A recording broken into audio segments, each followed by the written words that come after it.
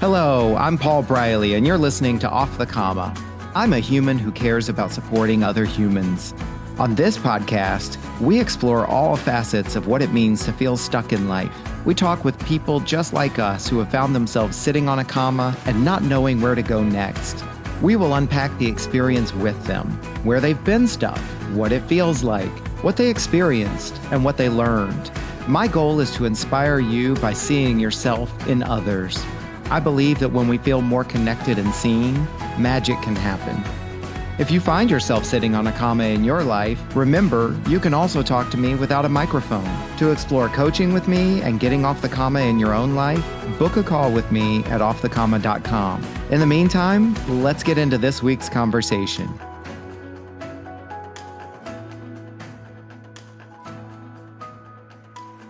And welcome back again for another episode of Off the Comma. We are well into 2024, the year 2024. How wild is that?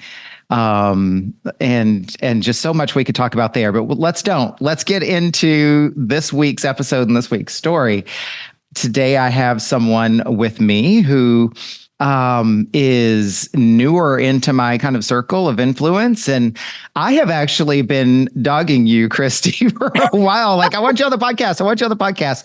And I'll let you speak for yourself. I choose to believe you haven't been dodging me because you're busy and so forth. But all that said, I am glad that we are here. You have recently been on some other podcasts. And after listening to one of your interviews, I was like, okay, yeah, I got to bug her again. And so I started tapping on your shoulder again. So I am super happy to have Kristy Keith here with me. And I am going to hand it over to Kristy and say, Kristy, welcome. Well, thank you. And thank you for dogging me on this because, I think I actually kind of maybe needed you to do that a little bit with me. Talk about sitting on a comma. We'll get into that later. But I'm very excited to be here. I'm an avid listener of your podcast. I love podcasts, and yours is so people focused and just all the different stories. I mean, that's just really my favorite kind of podcast. So I'm so happy to be here. Nice. Thank you. And I thank you for being here and being part of this. And we're really building something special here. Like, this is becoming this is like this community of storytellers and this collection of stories that, like, I just continue every episode. I just have more and more of a feeling about this. It's so cool. So thank you for contributing to this and being part of this tribe, this community. Yes. What would you like us to know about you? You've already shared a little bit about some descriptive words. Like, how would you like to be known, or what else would you tell us? Well, I'm going to tell you how I think of myself, the way I would, what I think about myself. And the first word that comes to my mind is resilient. I'm a resilient person. I've been through a lot of different things in life and have come out the other side fairly intact. I am tenacious. I even have it tattooed on my wrist because it is a quality that has been true about me since I was tiny. And it doesn't matter what it is. If it holds, if I have passion for it, I just stick with it. And then probably the biggest thing about me that I think is true is that I'm a lover of people.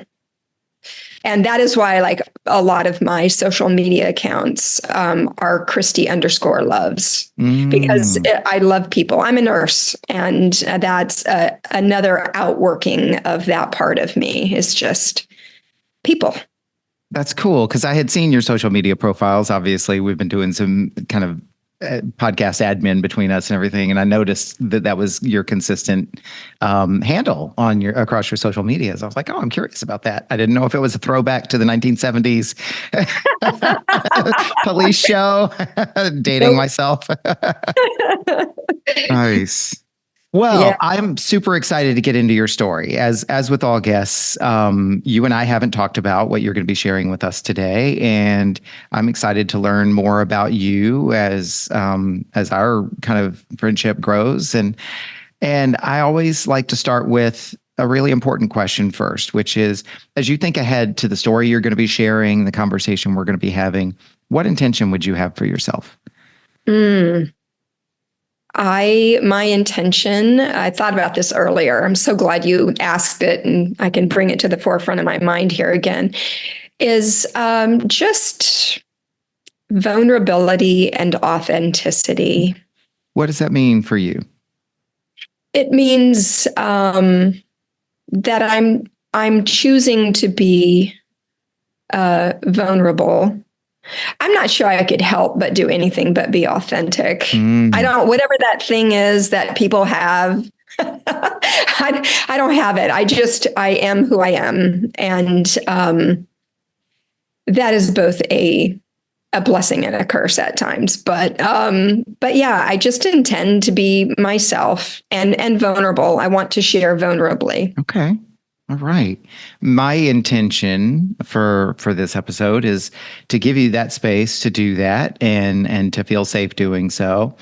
And as with every single episode, so I know I say this every time, but it is so important to me, is that in you sharing your story, not only do you get what you want to take from this experience, but that people out there who hear your story, they will feel that sense of connection. They will see a bit of themselves in your story for the people who need to hear it, right? Because not all these stories are for all these people. Like each episode lands where it needs to land for the people who, it needs to be for. And so I hope your episode lands where you want it to go or where it needs to go, and that somebody out there, through hearing your experience, will be a little bit gentler with themselves and with people around them. It is our stories that connect us. And it is those shared feelings and experiences that help us understand community and togetherness and similarities. I think it's easy to notice difference in this world. And I love that storytelling is a way that we connect and a way in which we become community. Mm-hmm. Absolutely. And just so much opportunity to create more community and community in different ways. And so much that we can say there, right? Yeah. Yeah. It's connection. I love it. Yeah. Awesome. Okay. Well, let's jump into the first question. And the first question, Kristy, is where have you found yourself sitting on a comma in your life? Well, interestingly, very recently, I mean, honestly, I've sat on a lot of commas, as everybody does. But recently, I've been sitting on a comma with regard to wanting to share some of my life experience. I've had people ask me to share my life experience. I've had people who have, wanted me to be more vocal about some of the things that I've been through. And I just felt stuck. Like I felt that I had a desire to do it, but I just felt like I couldn't quite push myself forward to actually take some action steps and do this thing that was on my heart to do. And and it's because the thing that I want to do is all about me sharing things that are very, very personal. And, it feels vulnerable, like I could get injured very easily. And it's made it hard for me to be able to move forward. And Okay. Does that make sense? Well, a little bit. And obviously the whole point of this conversation is, peeling back and layers and looking deeper. When I hear you say that, what I'm hearing you say is that people are asking you to share your stories and your experience, and you're feeling a certain way about it that feels a little bit stuck. What I'm curious about is, I've seen you posting on your social media channels and talking about your life experiences. And then, as I already referenced, these other podcast episodes, is this part of what you're talking about, this kind of going public with stories, or is there more to this? Yeah, it's the going public with stories. I mean, most of the people who know me, they at least know a little bit about my story. But no, being very public, being like very vocal and putting myself out there on social media, writing, podcasts, all of it, like being willing to say out loud publicly what my experience has been. That's been a very big obstacle for me to get past. I just recently got past that, but at least to a big enough degree that I'm now sharing publicly. But yeah.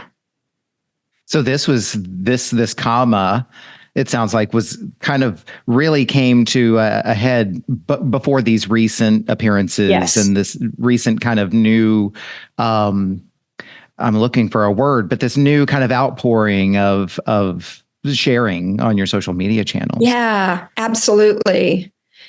What was the hardest part? What was the stuck part? It was fear. It was the fear of what people would think of me. It was a fear of, I don't know, being invalidated in those experiences, because I have experienced that at times when I've shared these particular stories with people. I've had people kind of brush it off like, oh, well, whatever, it's fine now. You're fine now. Everything's okay. And it's like, well, yes, everything is okay now, but it's interesting how people react, right? Because sometimes, well, it's partly on people not really even asking what's your intention or what is the thing that you want from sharing the story in the first place. And so our society's kind of, this is just my observation, this is my kind of experience, our society has trained us, because I'm also guilty of this, of, oh, well, you've just given me something that I have to solve, answer, fix, pronounce, declare, right? When this whole podcast is about showing, your story is about, like, I just want to be heard. Yeah. And, a part of that fear was also, I have a son who is going to hear some of this stuff. And that has been a big obstacle for me as well. Do I want to be this public? He does follow me on TikTok, he does. And we've had he's an adult, he's going on 30 years old, and he's got his own mind about things. And we've had some very good discussions about things, but he may or may not appreciate me going public with some of the stuff. So that was another big part of it, is that balance of, how do I do this thing that I have a passion to do, that I really want to do, but I know that it's going to affect people I know and people I love. And what is the balance there between fulfilling what I think is something that is supposed to be a part of my life, but also dealing with people who may not appreciate me talking about things publicly because it may affect them. It's a hard thing. I was going to say, it sounds difficult, and it sounds like you haven't even really gotten into the details of exactly what it is that you are sharing and putting out there, right? And yet you've done it. I've referenced these interviews and social media posts, and if that's only even just a part of it, but yeah, you've done it. And so I'm curious, let me ask the second question, and then we can kind of go back and forth between question 1 and 2, however you like to. The second question is, what did sitting on this comma create for you? So as you look at kind of where you've been describing, what did that create? Oh, it just created all kinds of internal conflict. And it created this this sense of having to choose. I just think we're all so conditioned to live in a black and white scenario, a binary. And so it created this thing in me where it was like, I either do the thing that feels fulfilling to me and feels important to me, or I don't do that thing. I push it down and I do the thing that is safest for this other person. So it felt like a choice where there were no good answers. Like I'm choosing me or I'm choosing them. And either way, we both lose. That's kind of the way it felt for me. And I started realizing that that was just an incredibly narrow way to be approaching this. And there might be more options than just the two of those, And so that's one of the things it created in me. Another thing it created in me was weirdly this like sense of disconnect with my own moral compass. Like, how are you going to have this experience and have this passion to speak out about these things that are still currently going on? And now you're not going to do that because you are afraid you're going to hurt somebody's feelings, or how are you going to steer against your own moral compass? Like you feel that this is, almost in a way, parts of it almost feel like a moral obligation that I have placed on myself, that more people need to be speaking about this. And so it created all sorts of conflict and disconnection with myself, and also this sense of like a lack of fulfillment. Like I don't even know how to explain that better, but a sense that I was not fulfilling my purpose. Not that, do you mind if I go ahead and say what? No, I'm glad you are, because it's occurring to me and I didn't want to step in and interrupt what you were saying, but we haven't really addressed what is this thing that you're talking about, right? Like, let's go there. Talk about that. All right. So, I grew up very religiously. Just in a nutshell, grew up very religiously, was told at a very young age that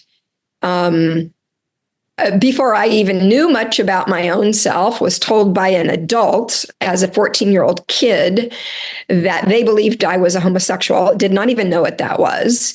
And then also that very religious person had me read a verse that made me feel like God hated me for being this kind of way that I didn't even know I was until the moment she brought it up. And so I spent most of my adult life in a religious setting, going through conversion therapy, and all sorts of religious things, trying not to be gay. Because this lady, by the way, when I was 14, she was correct. I was gay. I did, in fact, have a crush on her daughter. Now, I just didn't know what all those feelings meant at the time. But so conversion therapy is something that still happens. And a lot, it is banned in some type of a way in about half of the states. And when I say banned, what I mean is banned for minors, largely. It is considered by like the American Psychological Association, the American Medical Association, all of the major associations believe that it is a destructive, harmful practice. And yet it's still happening. And religious communities are getting away with subjecting their children to conversion therapy because they're minors. And so they're still under the control of their parents, and their parents are, some parents are requiring their children to go do these things. And it is so distressing to me that this is still going on, and that kids are still having this experience. Thank God for organizations like the Trevor Project, because they are working very specifically against this particular thing. And being somebody who had that experience and being somebody who was in an ex-gay ministry is what they call them, ministries meant to help you not be gay. First of all, it doesn't work. I know of not one person, and I have met hundreds and hundreds of people who went through these programs. I know of not one person who it was effective for, who actually changed their orientation. And the problem is that, if you're paying attention at all, youth, and I'm sorry this gets to me, but it's kids that are winding up wanting to kill themselves, that are winding up in really bad situations. I mean, the news just talked about one young non-binary student who was beaten in the bathroom of her school and died the next day. And, this is what we're dealing with. And so for me, to have had this experience, to know the ins and outs of it, to not speak about it, that's what I mean when I say, how can I be silent? How can I go against my own moral compass here? And so sitting on that comma, I had all of these things going on inside of me, like, I don't want to harm my son. I don't want to say things about other people that might not paint them in the best light. But also there are certain realities that I lived through, both as a young person and as an adult in a religious community, that were abusive, and I suffered much harm as a result of it. And I've done much healing as well. But how can I have these experiences, see what's happening today, and not say something? I have to. And yet it feels risky, and it feels a little dangerous, and it just feels scary to me on many levels. Scary what people I don't know will think, scary about people that I do know, what they'll think, scary with my relationship with my son. I mean, just so much vulnerability and trepidation, and I think that's what kept me on that comma is, this is, this could be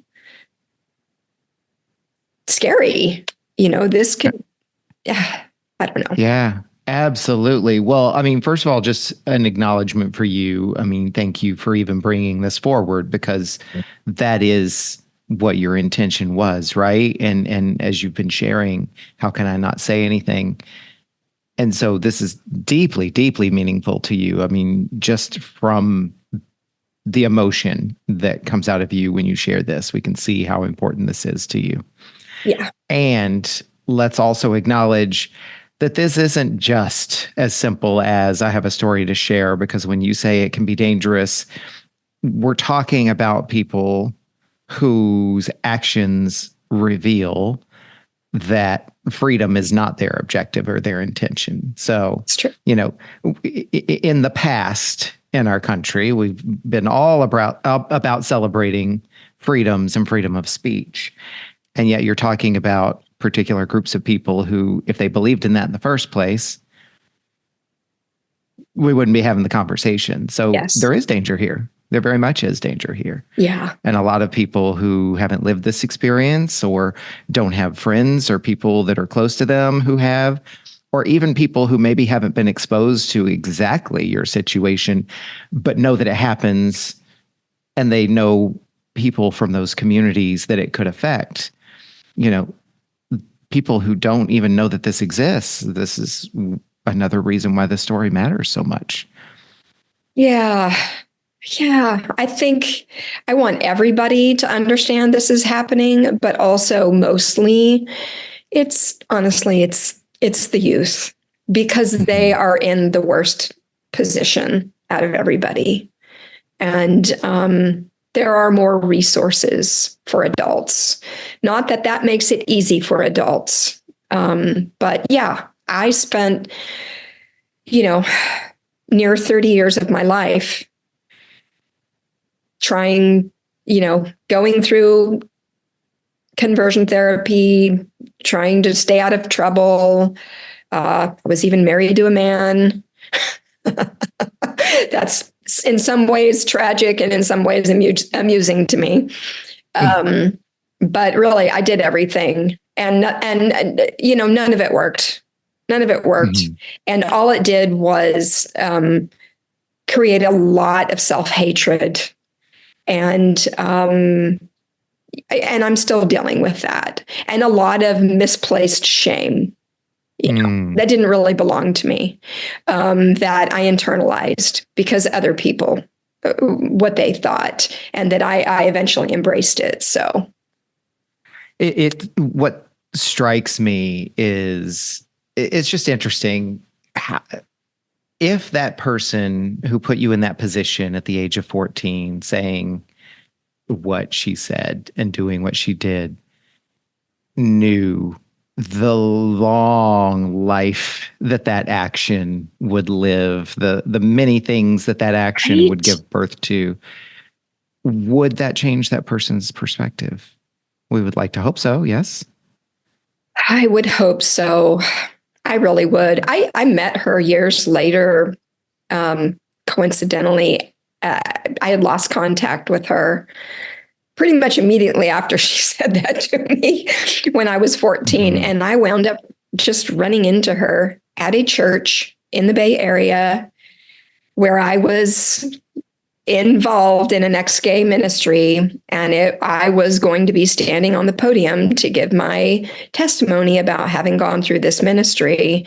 And she was there for that. And I just...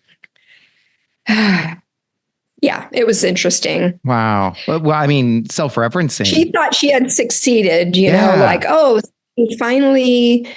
And no, I hadn't. Anyway. So it sounds like a hollow victory, right? The words you say might have aligned with what she believed, but it was not reality. Yeah. And that I was still in my 20s at that point. And I think I was still very hopeful that God might change me.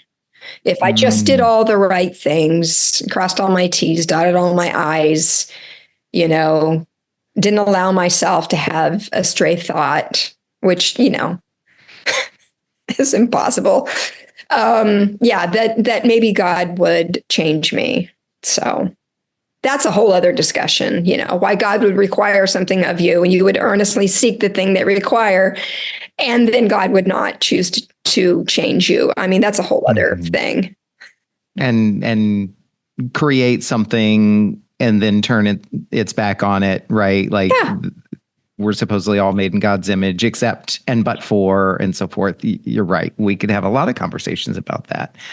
And yet I think I do want to reinforce and honor what you are saying, which is part of the struggle that you're describing, and you've described in these other interviews, so I'll acknowledge that too, is that if this thing is so hated and so unwanted by life, why would somebody choose that, right? Why would somebody choose that and choose to sign up for all of this damage that you've described?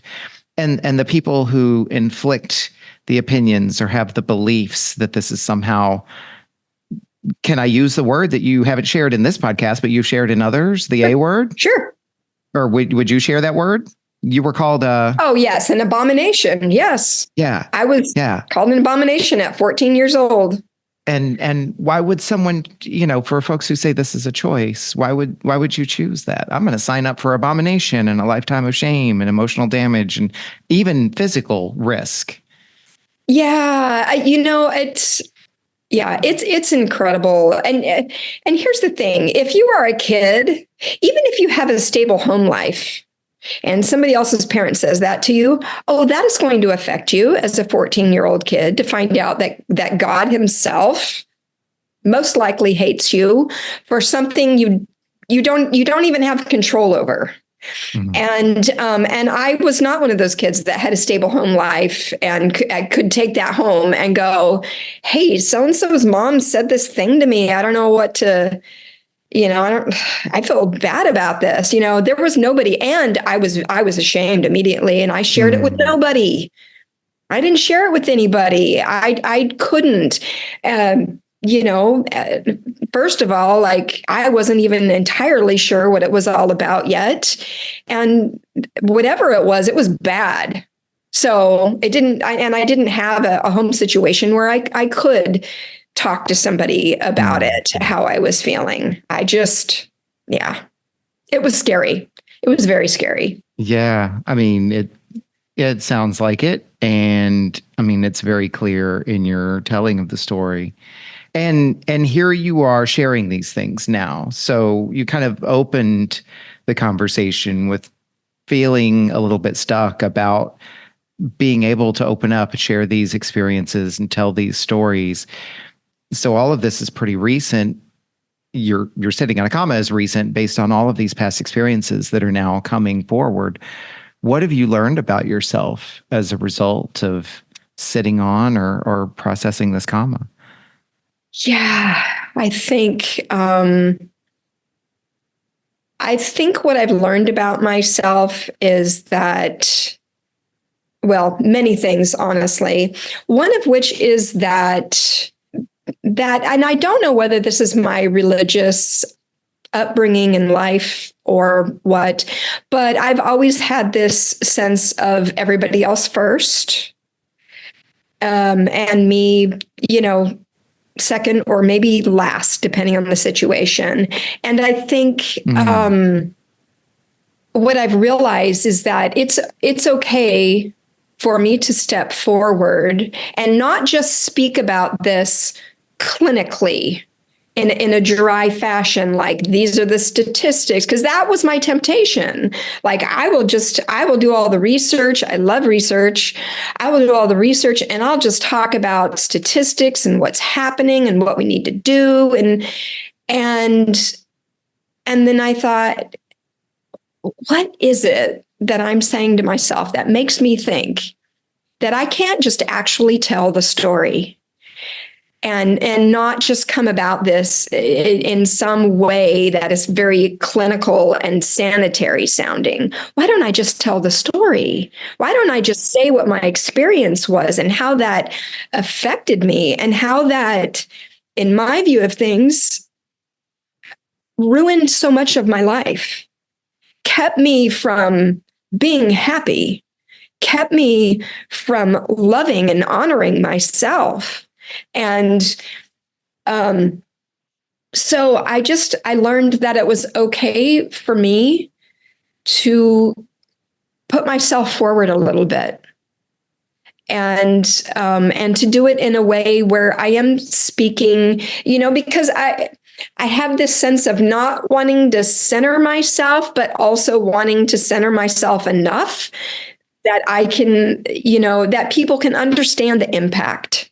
That this isn't a number on a study, that it's a real person who went through real things, who now would like to help to help stop this practice.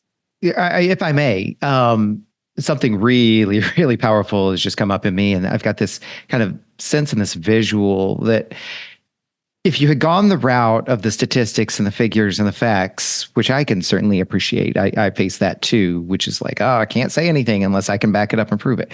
But it strikes me that you have shifted from needing to justify, provide evidence, and prove yourself, to your feelings and your experience being justification enough. And you said it yourself in different words. And you've moved from being pushed so far off center that you're correcting by trying to bring yourself back to center, which is where we all belong in our own stories anyway. It's a simple statement, but that hit so hard. And, the universe gave me that. The universe gave me that, right? Like I'm writing that down. So, I mean, when you say, when you answered the question, what have you learned about yourself? And you're sharing all these things, what I'm also seeing is my experience is justification enough, and it's okay for me to be at the center. Yeah. Yeah, exactly. And I think, going back to your first question, another part of being stuck on that comma was, does anybody really want to hear this? Is anybody actually interested in this? I mean, Mm. am I just going to, put myself out there and like, nobody really wants to hear what you have to say, Kristy? Those mean voices that I think we all have. And just shooting it down before it ever got off the ground. And yet I can sit here on the other side of the microphone and say, and tell me if this is off. These are just my reflections, but well, of course you'd feel that way because this journey started when you were 14 and you were told that your story didn't matter and that you weren't important. And yeah. And honestly, I was, your basic non-denominational evangelical, and really that entire, like, no matter which part of it you belong to, that entire thing is all about sacrificial living. It's all about not centering yourself. It's all about you not being in the light, you not like the spotlight. You know, putting God forward and not centering yourself. And so it is just a weird thing to turn that on its head and go, you know what? Sometimes it's appropriate to be in the center. And yeah. And the other piece of this, Paul, is that one of the things I learned about myself in getting off of this comma was that the peace that I was hoping for by staying silent and not sharing any of this stuff and not seeking to bring awareness to this issue, it was never going to happen with me sitting on a comma. I thought by staying silent, this is how I keep my peace. I don't have to do the scary thing. I can stay here and be quiet and be silent, and nobody will be the wiser. But I couldn't rest inside, is what I discovered. So this is such an emotional thing for me. Yeah, I can see that. Tell us, I mean, if you care to, what's coming up for you right now, these emotions, so that we're not making any assumptions. Like, what are you feeling the most right now? I think it's just, it feels so tragic and unjust that there are people still. I keep saying this on social media, and I'm just going to keep saying it. Nobody has thought being gay was an issue since the 70s. Nobody has thought this was a mental health issue since the 70s. And yet, we still have organizations that are trying to correct this thing as if it's something to be corrected.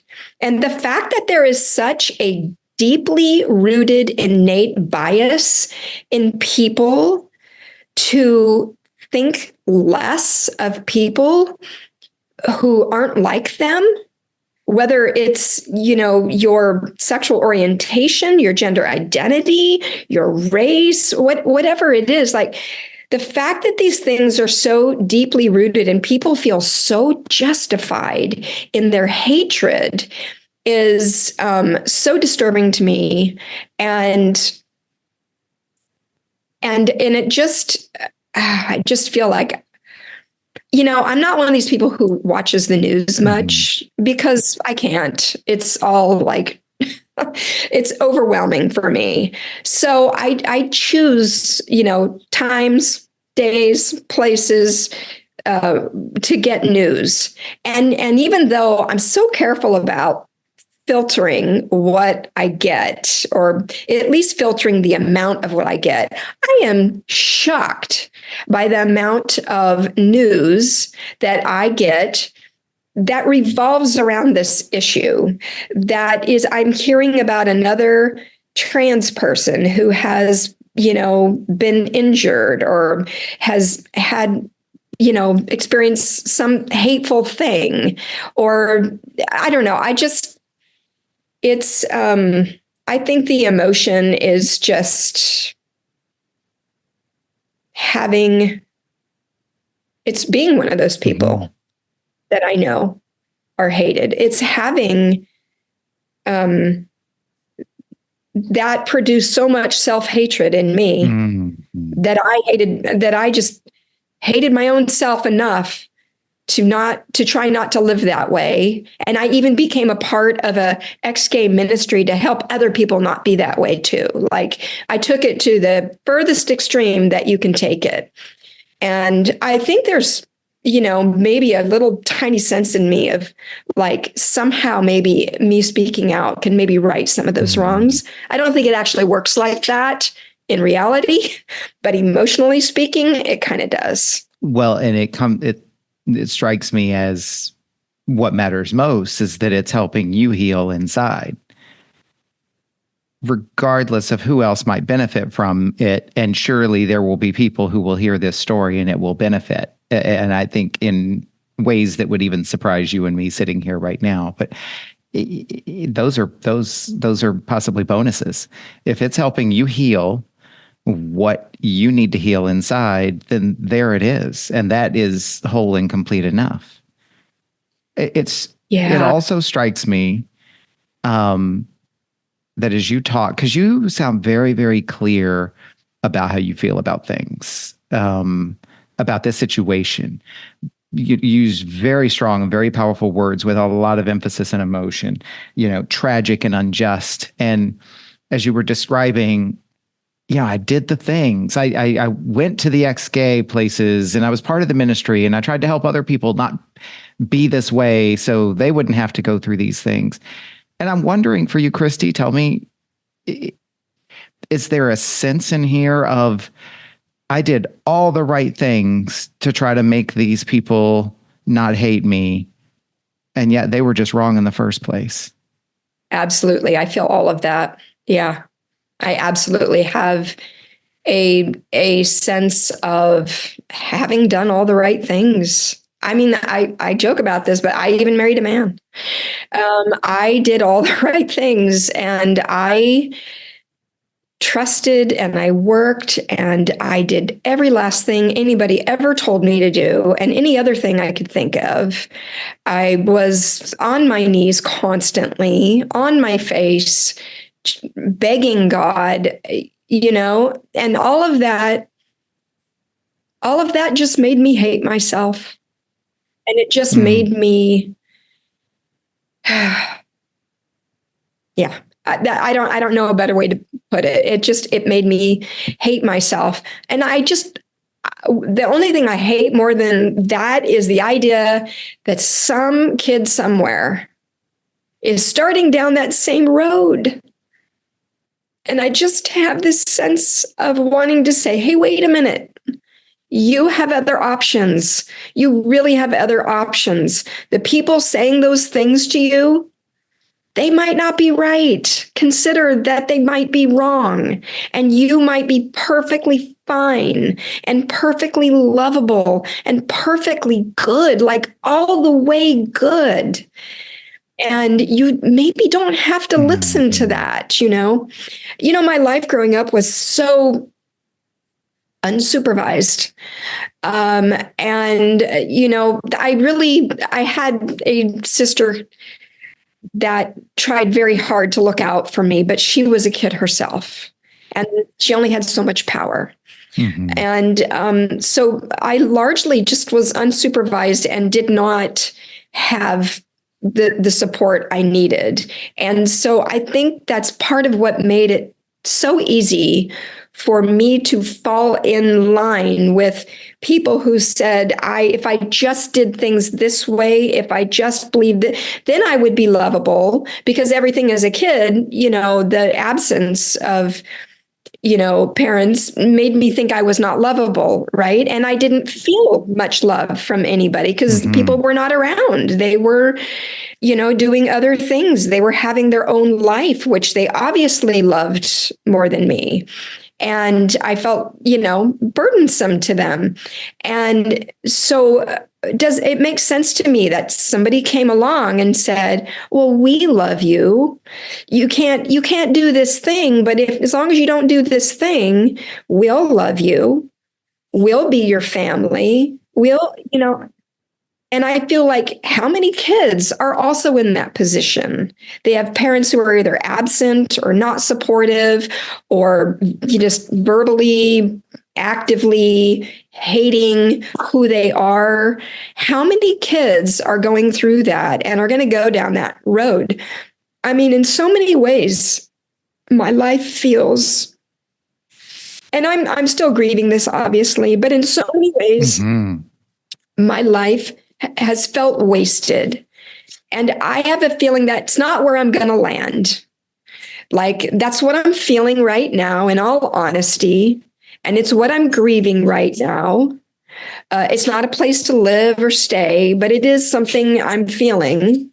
And it's valid. If I can just jump in for just a second, like, the whole point of your conversation and your story here is that your feelings are valid, and what you feel right now can be a destination for a while, as long as you need it to be. So, like, let's acknowledge that how you feel, there's no value that has to be attached to that. It is just how you feel. It is how I feel. And it is also, I think, a part of what motivates me to want to speak out, to want to share my story, to want to get off of that coma and get out there and start doing the thing that I feel so strongly on the inside. And because if I can do anything to shift something in a more positive direction for some kid who is struggling. I keep saying kids because that's the big burden on my heart. But really, it could be anybody, any adult, any person struggling and not finding support. And especially if they're finding hatred and shame from their church, there are churches out there. If you want to be a Christian and you believe those things and you want to practice those things, there are places you can go where they don't care, where they are what we call an affirming church, which means they don't believe it's a sin. They don't think there's anything wrong with it. They believe God created you that way and that you're lovable in that way. And, I think to spare somebody else 30 years of being what I feel is off track. Well, this is actually a good segue. There's energy building around this. So I'm going to ask the fourth question a little differently. Normally I would say, what has changed for you as a result of sitting on this comma? It feels like for you, the question is, what will change for you as a result of sitting on this comma? Because you sound like you're on the brink of something. Yeah. I think there are things that have changed, and there are things that I think I haven't seen change yet. I think you're right about that. I think I'm somewhere in that process right now. I mean, the parts that have changed are some of the things we've talked about realizing that it's okay to have a voice about this. The other thing you mentioned, which I didn't respond to, was the fact that sometimes just telling your story because it's healing for you is okay too. Like, if I write, these podcasters and they decline, that's okay. The ones who are interested will say yes. That'll give me an opportunity to speak in the way I want to, and it's okay if the only thing that affords is that I am more healed as a result, which is like not a concept I would have embraced even 6 months ago. I mean, it's a very new thing. And imagine some of these people, let's just talk about some of these people that you even described in your story who are acting out of their own shame, hate. Imagine the effect that it would have had if these folks had healed, right? So we talk about, healing and doing things for ourselves and bring ourselves to center. And then, we talk about the discourse around that. Is it selfish and the indoctrination from certain faiths and so forth? And yet look at the impact that one unhealed person has had, and imagine the opposite. Imagine that the impact that person healing might have had. So I'm validating what you've been saying, which is healing is the most important, in my opinion. Yeah. I hope for bigger things than that, but for sure, at least that.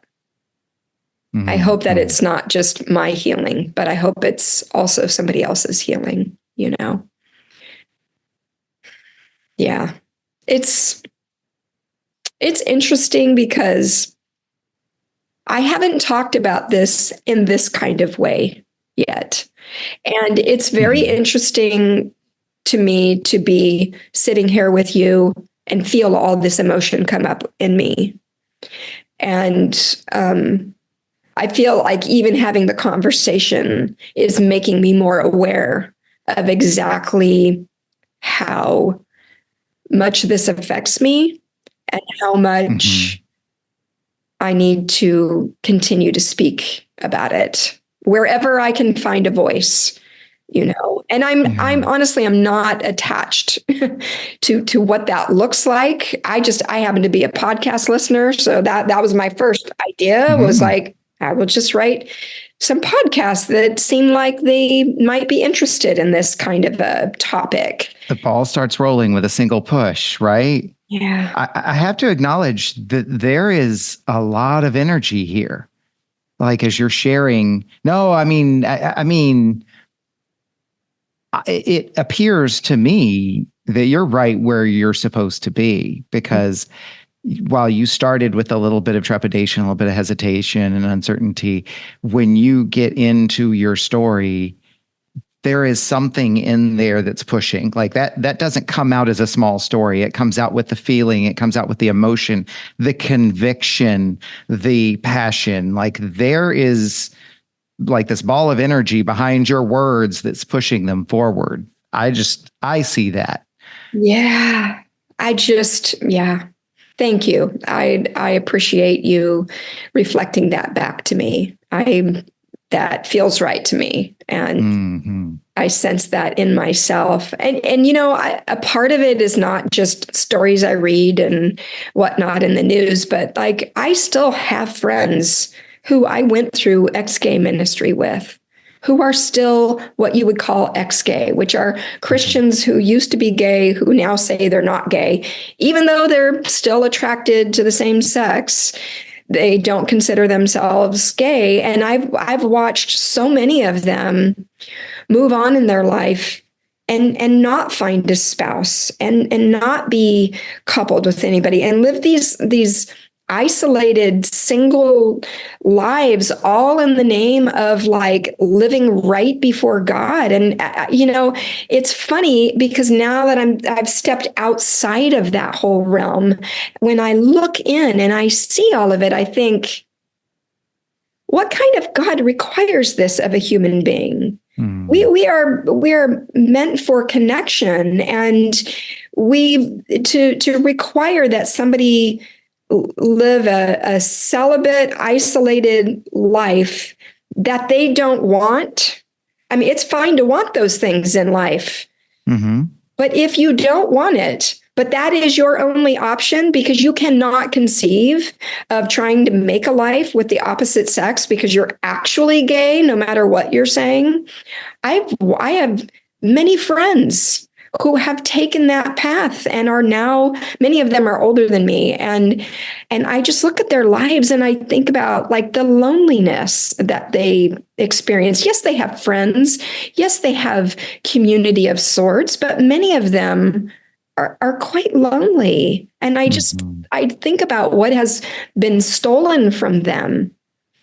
And I have one friend who acknowledges that she doesn't necessarily believe all the things that she and I used to say we believed. But she also is afraid and won't step out and speak out publicly about the fact that she thinks she's still gay too, even though she's not really interested in like having a relationship or pursuing that on any practical level, because she doesn't want to lose the few friends she thinks she still has. And I think she watched me do that. She watched me deconstruct from religion and then a few years later come back out. And she watched what I experienced with the few people that were left that still wanted something to do with me from the Christian community. She watched the way they reacted to me and she was like, nope, not for me. Thank you. And I kind of don't fault her, but I also feel really bad for her. That shouldn't be a thing. That shouldn't be a thing. Yeah. How many other places in our lives would we allow that fear of consequences from friends be a thing, right? Like if you're scared to death of being who you are in front of them, are they really your friends, right?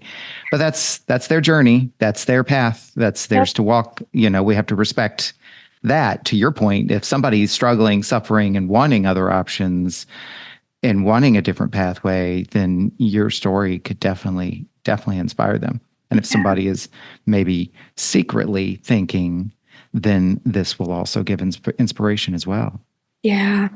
I don't see the need for all the hate around this. Yeah. And self-referencing here, it's like where's all the facts, figures, and statistics about how being gay has ruined the world, you know? Right. We've got plenty of it about guns, but I don't know if we have it about gays, and we're not going to open up that can of worms here.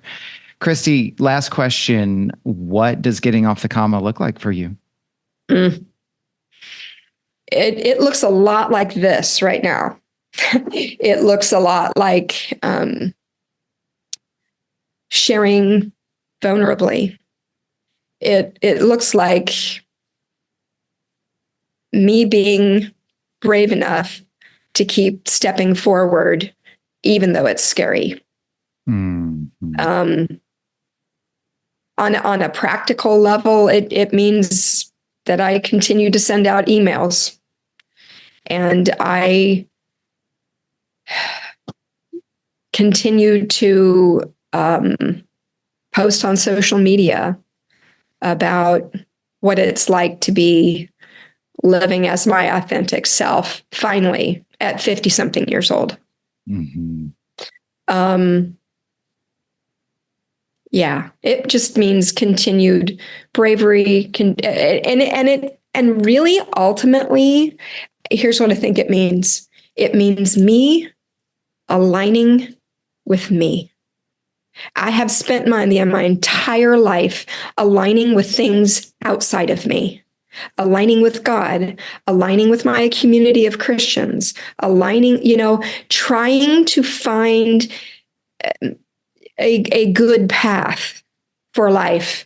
And what I have very recently discovered is that I never have to align myself with anything outside of myself ever again.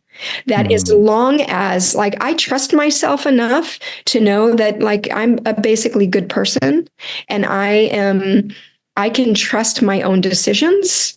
And as long as I am aligning with my own moral compass, with my own sense of what feels positive and good and hopeful and things that will be productive in this world, bring about love and peace and compassion and understanding, as long as I am aligning with those things that are core values for me, then I never have to align myself with anybody else again.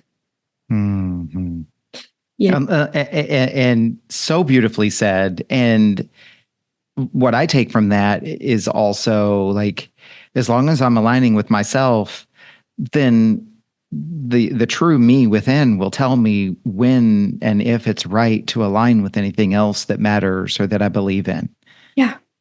But it's when you align with yourself, then it creates choice. Yeah. And the origin is still self, Mm-hmm. And I mean, even, if I decide one day I want to believe in God again, I can do that as long Mm-hmm. as that's coming from the inside of me and not some fear on the outside of me because of what the consequence may be if I don't, Mm. you know? So powerful. So powerful. Kristy, what would you acknowledge yourself for looking back on this conversation? Ugh, raw vulnerability. You did it. Yeah. I've allowed myself to stay present in my feelings, which always lends itself to vulnerability and authenticity for me if I just stay present. And I think that's the thing that I'm happiest about. Hmm. Well, I, and on behalf of our listeners, am so grateful that you brought that to us. You can see how much this matters to you and what an honor it is for you to be able to open up and to just put it on the table with us. And I mean, it just strikes me how much that is you doing exactly what you said you wanted to do. And even in the grander picture, living into your intention, aligning with yourself. Yeah. Thank you for giving me the Yeah. opportunity to do this. This has really been a wonderful conversation and also clarifying in some ways, just having you Mm. reflect back and tell me what you're hearing me say and asking me some great questions Mm. it's had a clarifying effect for me. So thank you. Absolutely. Absolutely. And I want, it's been so powerful in my life, and I want us to all be able to show other people what it can look like. Like, you don't have to be on a podcast. You don't have to go to a particular place or to a particular person. Like, we all have the ability to do these things with each other, right? Yeah. Kristy, where can people find you? I'm going to include all the links and everything in the show notes, but where would you like people to look for you if they wanted to contact you or to hear more about your story or give you some props and reinforcement? Oh, thank you. TikTok is probably the social media that I use the most.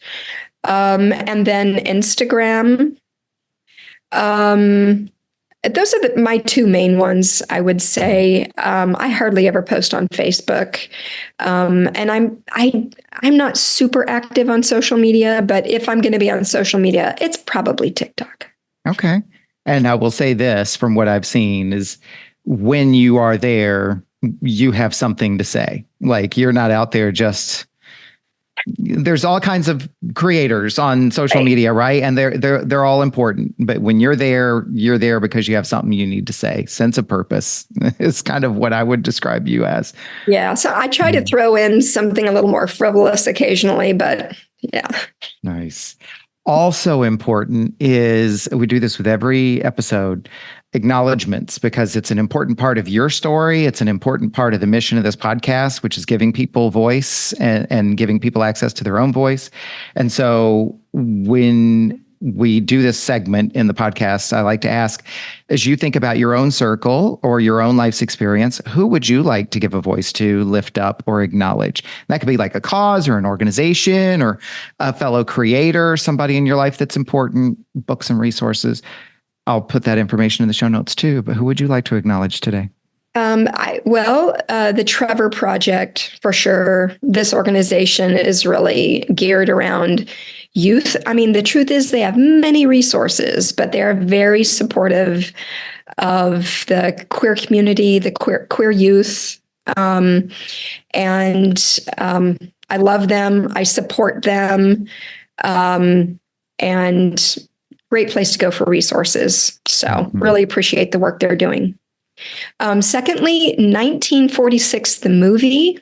This is a documentary that was just, it's making its round through the film festivals. It has won more awards than just about any documentary in the last 10 years. It's won some very prestigious awards.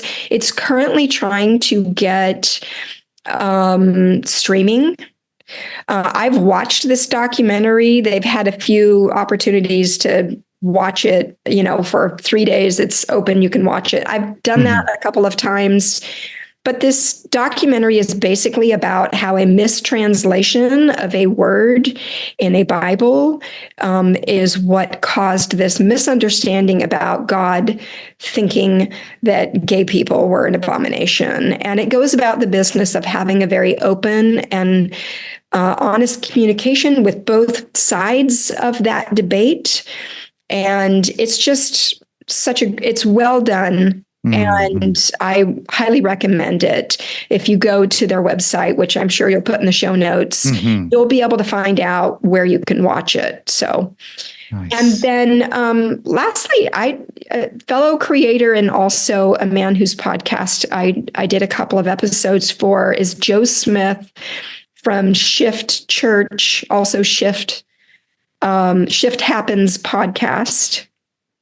And I think I said that right. Anyway, yeah. He is a affirming pastor in the Florida area, and he doesn't just talk about being supportive of the queer community, but he is active, like in the legislature, in bringing about awareness and providing support. He's very active, and I just love the work that he is doing, and appreciate his willingness to be an ally and step out there and put himself honestly in harm's way as a result of it. I mean, he is in Florida. For sure. And even say gay. Right. I listened to one of your 2 interviews on there, and I definitely recommend anyone listening to this episode go listen to your interviews over there as well. Just such powerful stories, and it's so important for people to be able to step out of their own comfort zones and see how even when we are living comfortable lives, that's not true of everybody else. Anybody who's living in this country in particular who says, no, life is good, why there's no problems, is living in a complete and total bubble. If you are one of the privileged few who has everything, and I don't think that's true for anybody, quite frankly. That's why we're here. That's why we have this podcast, right? But anybody who doesn't believe that anybody else is having difficult times really needs to start reading some books and listening to some podcasts. Right. Yeah. Thank you for being with us today. Such an honor and a privilege to hear your story and to add it to our collection of stories that are going out there to reach the ears that they need to reach. So thank you. And I will look forward to having more conversations with you since you live right here in my town, and our paths will be crossing on a regular basis. So have a wonderful rest of your week. Thank you. You as well. Thank you, Kristy.